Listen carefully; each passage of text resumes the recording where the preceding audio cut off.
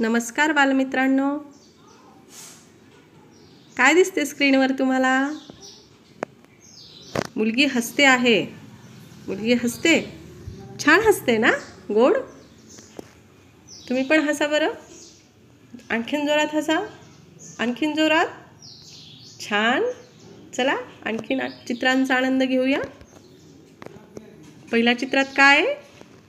एक मुलगा आहे, है की नाही? तुम्हाला येतं चित्रवर्णन करता? मुलगा आहे, झाडाला काय करतोय? पाणी. दुसऱ्या चित्रात काय आहे बरं? मुलगी सेफ. दुसऱ्या तिसऱ्या मुलगी वाचत वाचत. आणि चौथ्या काहीतरी लिखाण, है की नाही? तुम्ही म्हणाल असं का बोलतायत मॅडम? मग कसं बोलायला पाहिजे? असं बोलायला पाहिजे का? पहिल्या चित्रात एक मुलगा पाणी घालतो, झाडाला पाणी घालतोय. दुसऱ्या चित्रामध्ये मुलगी सेफ खाते. तिसऱ्या चित्रात अभ्यास करत करत पाहते. आणि चौथ्या चित्रात लेखन करते. आता समजलं? पण हे काहीतरी काय करतायत रे? काय करतायत सांगा बरं? काहीतरी काम करतायत. तुम्ही आत्ता काय करतायत सांगा बरं? ऑनलाईन क्लास करत आहात, है की नाही? तसं हा मुलगा पाणी घालतोय, म्हणजे काम करतोय. पण आपल्या मराठी भाषेत त्याला काय म्हणतात? क्रिया करणं. पाणी घालण्याची क्रिया. ही मुलगी सेफ खाण्याची क्रिया करते. ही अभ्यास करत करत पाहण्याची क्रिया करते. आणि ही लेखनाची क्रिया करते. काम, क्रिया. पण मी सुरुवातीचं वाक्य वापरलं तर तुमच्या काही लक्षात आलं नाही, हो की नाही? म्हणजे आपल्याला ज्या शब्दामुळं क्रिया केली हे कळतं. कळालं का नाही? पाणी घालतो, सेफ खाते, अभ्यास करत करत पाहते, लिहिते. हे सगळे काय आहेत? शब्द आहेत. पाहणे, खाणे, लिहिणे. पण यामुळं काय होतं? आपल्याला समजतं पण की दुसऱ्याला काय म्हणायचं आहे. पण यालाच मराठी भाषेच्या लेखनात काय म्हणतात? काय म्हणतात बरं? सांगा पाहू. बघा, ज्या शब्दामुळे केलेली क्रिया तर कळतेच, पण वाक्याचा अर्थही पूर्ण होतो, त्यालाच वाक्याचे क्रियापद म्हणतात. म्हणजे हे सगळे काय होते बरं? पाणी घालणे, सेफ खाणे, घालणे, खाणे, पाहणे आणि लिहिणे. हे काय होते? क्रिया. आणि त्याला लागलेलं पद, ने. हे की नाही? हे क्रियापदे होती. जाऊया पुढे. अशीच क्रियापद आता पुढील वाक्यामध्ये आपण शोधूया. आपल्याला चित्रांची काही गरज आहे का? आपण छान प्रकट वाचन, समजपूर्वक वाचन करता, मला माहिती आहे, मी जाणून आहे. त्यामुळे चित्रे देण्याची मला आवश्यकता वाटत नाही. अनिता मराठी छान शिकवते. सांगा पाहू. शिकवते, एकदम बरोबर. ती दर रविवारी सकाळी उशिरा उठते. बरोबर. क्रिया कोणती घडली आहे? उठण्याची. वरच्या वाक्यात क्रिया कोणती घडली? शिकण्याची. आता तर तिसरं वाक्य नक्कीच ओळख होईल. आपण सगळेच आजाराला घाबरतो ही क्रिया आहे. हे लक्षात येते? कृतीत असते की नाही? ती आपली बॉडी लँग्वेज सांगत असते बघा. घाबरणे ही क्रिया. आता खालचं वाक्य बघा. अनुज चटकन रागावतो आणि तितक्यात चटकन शांतही. इथे थोडी मिस्टेक झाली आहे लिहिण्यामध्ये मित्रांनो.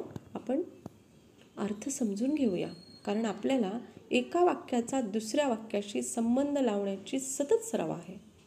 आणि ते तुम्ही लावणार आहात, कारण तुम्हाला घटनाक्रम, गोष्टी, उतारे हे समजून घेण्याची तुमची चांगली लकब आहे, हे मला चांगलं माहिती आहे. बघूया तर. हे वाक्य परत एकदा वाचूया.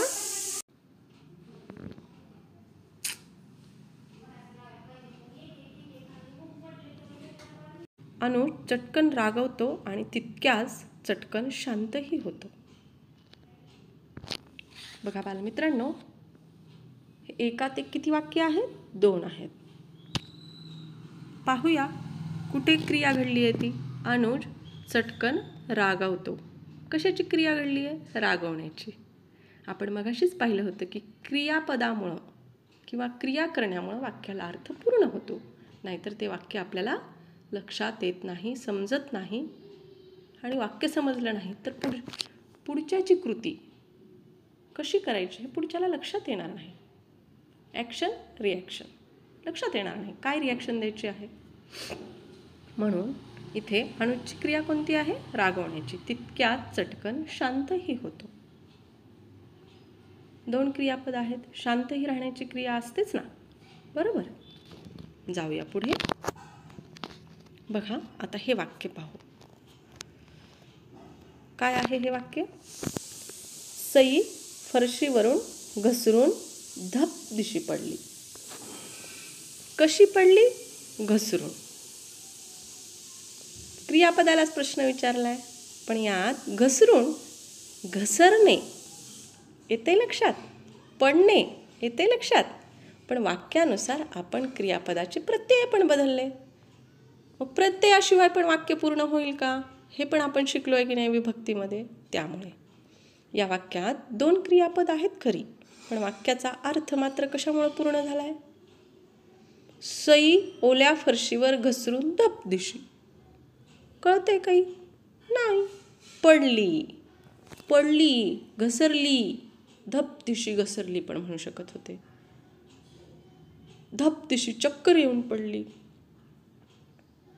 बघा क्रियेला किती महत्त्व असतं. माणसाची नेमकी रिॲक्शन सांगण्यामुळे पण कळते की नेमकं काय झालं होतं. त्यामुळे वाक्य हे क्रियापदाशी किती निगडीत आहेत बरं, आणि पुढच्याची प्रतिक्रिया पण किती अवलंबून आहे.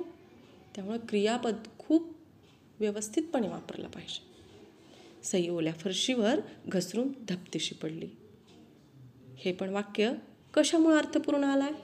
क्रियापदामुळेच, बरोबर. वाक्याचा अर्थ पूर्ण करणं हे क्रियापदाचं मुख्य काम आहे, आणि त्याची जागा कुठे आहे ही गोष्ट महत्त्वाची आहे का सांगा बरं? नाही. आता इथे क्रियापद 2 ठिकाणी आहेत की नाही, मग ह्याची जागा 2 ठिकाणी आहे की नाही. परंतु वाक्याचा अर्थ कोणत्या क्रियापदामुळे पूर्ण झाला? पडली. एखाद्या वाक्यात एकापेक्षा अधिक क्रियापदं वेगवेगळी रूपे घेऊन आली, ही आपण आत्ता याच्यामध्ये पाहिलेली आहे. पण त्यापैकी जे वाक्याचा अर्थ पूर्ण करतात त्यालाच त्या वाक्याचं काय म्हणायचं? क्रियापद म्हणायचं. मग इथे वाक्याचं क्रियापद घसरून आहे का? नाही, तर ते पडली हे आहे. चला आणखीन काही वाक्य वाचूया. बघा, मी भाकरी खातो, मी आवळा खाते, अवी तू वेळ कशाला खातोस, अय्या रेवा तू मासे खातेस, साहेब आपण नाश्त्याला काय खाता, त्या जेवणापूर्वीच फळे खातात. लक्षात आलं असेल. खातो, खाते, खातोस, खातेस, खाता, खातात. ही पण काय आहेत बरं? क्रियापदच आहेत. परंतु या वाक्यामध्ये खाणे हा शब्द दिसतोय का कुठे? पण तो यायला पाहिजे की नाही, मग त्याचं काय झालं बरं? खाणे हा शब्द यायला हवा होता, हे पण क्रियापदच आहे, मग काय झालं बरं? का आला नाही तो? मित्रांनो, खाणे हे क्रियापदाचं काय आहे? मूळ रूप आहे. वरील वाक्यामध्ये या क्रियापदाची वेगवेगळी रूपं वापरली आहेत. कोणती कोणती रूपं वापरली? खातो, खाते, खातोस, खातेस, खाता आणि खातात. याला काय म्हणायचं? तर क्रियापद चालवणे असं व्याकरणाच्या भाषेत म्हणतात. जाऊया पुढे. बघा आता खालील वाक्य वाचूया. मूळ क्रियापद बघायचं आहे ना आपल्याला.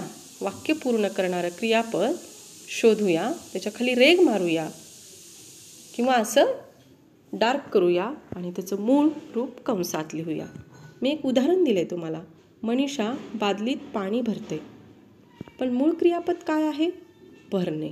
जसं खाते आहे की नाही, पण मूळ क्रियापद काय होतं? मी आवळा खाते असं वाक्य होतं मगाशी, परंतु त्याचं मूळ क्रियापद कोणतं होतं? खाणे.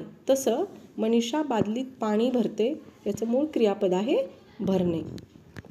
आता तुम्ही पुढील वाक्य सोडवायची आहेत.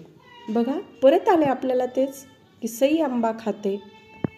याचं मूळ क्रियापद आता माहितीच आहे तुम्हाला, खाणे. उन्हाळ्यात भाज्यांचे भाव कडाडतात. काय असेल बरं? कडाडणे. बरोबर. सुहास आणि राहुल अंगणात खेळतात. काय असेल मूळ क्रियापद? सांगा. खेळणे. बरोबर. आणि खालच्या वाक्यात पण, तुला कशी वाटते ही साडी? आता हे तुम्ही सोडवायचं आहे. बघूया.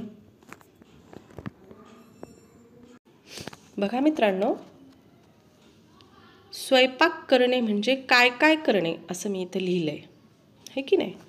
आणि मग मला काही शब्द आठवले, जसं आपण आत्ता पाहिले की नाही, खाणे, भरणे, कडाडणे, हे शब्द पाहिले. मला प्रश्न पडला की बघूया तरी काय काय उत्तर येतंय.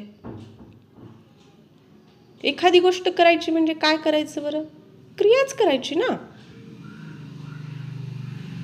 बरोबर. आई स्वयंपाक करते असं आपण पटकन म्हणून टाकतो.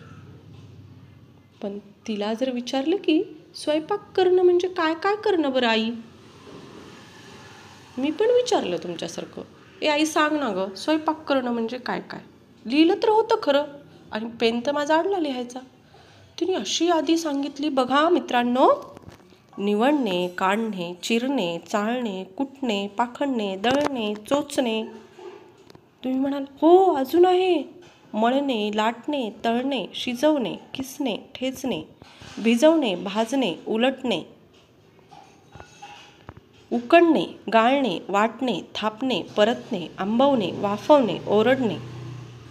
हे ओरडणे आहे का बरं? हे चुकून आलंय बरं का. काय असेल बरं?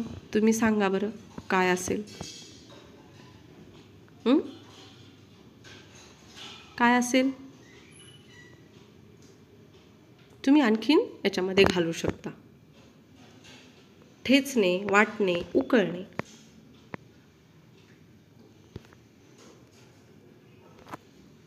तापवणे, कालवणे, मिसळणे, उपसणे, फेटणे, घुसळणे, पेरणे, ढवळणे, कुस्करणे, आटवणे, कढवणे, खरवडणे. मी खरडणे पण घालू शकत होते बरं का इथं, मगाशी जसं घातलं तसं ओरडणे. मुरवणे, सोलणे आणि घोटणे. ही पण काय आहेत? सगळी स्वयंपाक करतानाच्या क्रिया आहेत. बघा मित्रांनो, तापवणे हा साधा शब्द आहे.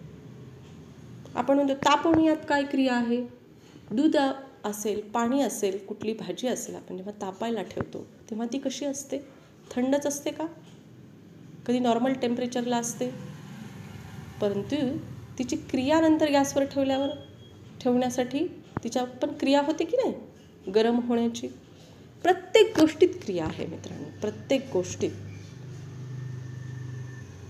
स्वयंपाक करताना ओरडणे ही सुद्धा क्रिया आहे. ती सगळ्यांच्याच घरात नाही आहे, पण ती तुम्हाला थट्टा मस्करीसाठी हटकून मी लिहिली होती. पण ओरडणे, ओरडतात, हे पण क्रियापद होते की नाही. आणि ते स्वयंपाक करताना असतं, आई आपल्याला ओरडते. आपल्याला काम करायचं नसतं ना, म्हणून ओरडते. तुम्ही मदत केल्यावर नाही ओरडत, शाबासकी देते तुम्हाला. तर इतकी लांबलचक काहींनी यादी सांगितली असेल तर असे आणखीन किती विषय आहेत बरं?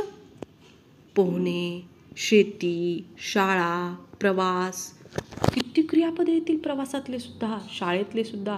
शाळेमध्ये बघा बरं, पटपट लिहिणे, वाचणे, सांगणे, बोलणे, संवाद करणे आली की नाही पटपट तोंडातून बाहेर. कारण आपल्याला ती जवळचा विषय, आपल्या स्वयंपाक हा जवळचा विषय होता माझ्या. असे आणखीन अनेक विषय तुम्हाला आवडू शकतात. त्यावर पण तुम्ही अशी हातभर लांबलचक यादी तुमच्याकडून येणार आहे. आपल्याला क्रिया आज खूप वेळ लागले ह्या क्रियेचं, त्यामुळं आपण ही क्रियापद सोडणारच नाही आहोत.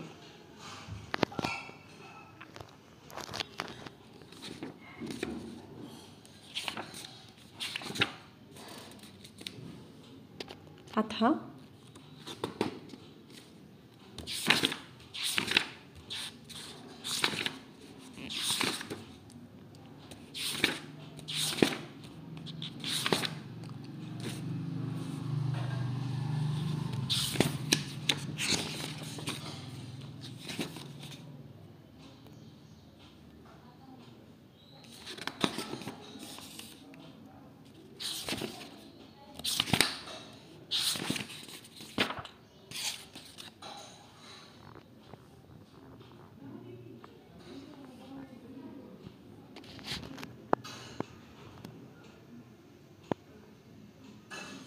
इथे काय करायचंय बरं तुम्हाला? इथे तुम्हाला ही वाक्य नीट वाचायची आहेत, त्याचा अर्थ समजून घ्यायचा आहे आणि मोकळ्या जागेमध्ये तुम्हाला योग्य वाटतील त्या क्रियापदांचं योग्य रूप लिहून वाक्य पूर्ण करायचं आहे. तुम्हाला वाचायला वेळ दिला होता मी, तुम्ही ते पूर्ण करणार आहात याची मला खात्री आहे. मित्रांनो, आपण ह्या वाक्याविषयी मगाशी बोललो होतो आणि तुम्हाला वेळही दिला होता. आता तुमच्या लक्षात आलं असेल, तुला कशी वाटते ही साडी? सांगा पाहू. आपण असं समजूया की आपला एक ट्रिक असते बघा, वाक्याच्या शेवटीच क्रियापद असतं, आपण जागा ठरवलेली असते.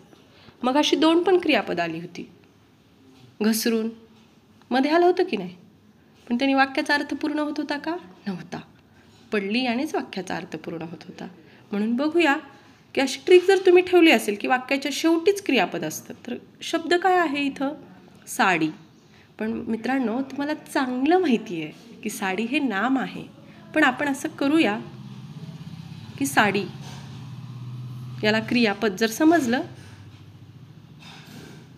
तर काय होईल? हसताय ना तुम्ही? समजा मला वाटते हे क्रिया वाटत असेल आणि ती काढून टाकली तर कसं होईल वाक्य? तुला कशी ही साडी? कळतंय काही? नाही ना? म्हणून वाक्यामध्ये नाम, क्रियापद, कर्ता, कर्म याच्याशिवाय वाक्य पूर्ण होत नसतं. प्रत्येक वाक्याला जिथल्या तिथे जागा असते आणि त्याला अर्थ असतो. म्हणून या शब्दामध्ये वाटते हे क्रियापद आहे. यावर तर तुम्हाला स्वाध्याय सोडवायचाच आहे, बरोबर? स्क्रीनशॉट काढून घ्या आणि योग्य ते क्रियापद घालून ही वाक्य पूर्ण करा. नवे ती पूर्ण करालच तुम्ही. आणि स्वयंपाकघरातले जे क्रियापद आहेत ना, त्याच्यावर आणखीन क्रियापद बनवू शकता. ती मूळ क्रियापद होती, लक्षात आलंय ना तुमच्या का नाही? आले. त्याची रूपं म्हणजे काय? क्रियापदाचं मूळ रूप आणि क्रियापद काय म्हटलं होतं आपण त्याला? चालवलेलं क्रियापद आणि मूळ रूपातील क्रियापद, असं वेगळे 2 कॉलम करा. आणि मूळ रूपातील क्रियापद घ्या. पहिलं काय होतं बरं? पहिलं कोणता शब्द होता पहिला? आठवतोय तुम्हाला का सांगू मी? निवडणे हा पहिला शब्द होता आणि सोलणे शेवटचा शब्द होता. तर निवडणे याची काय करायची तुम्ही? निवडणे हे मूळ रूपातील क्रियापद आणि चालवलेले क्रियापद त्याची रूपं लिहायची. निवडतात, निवडली, है की नाही? चला भेटूया तर मग.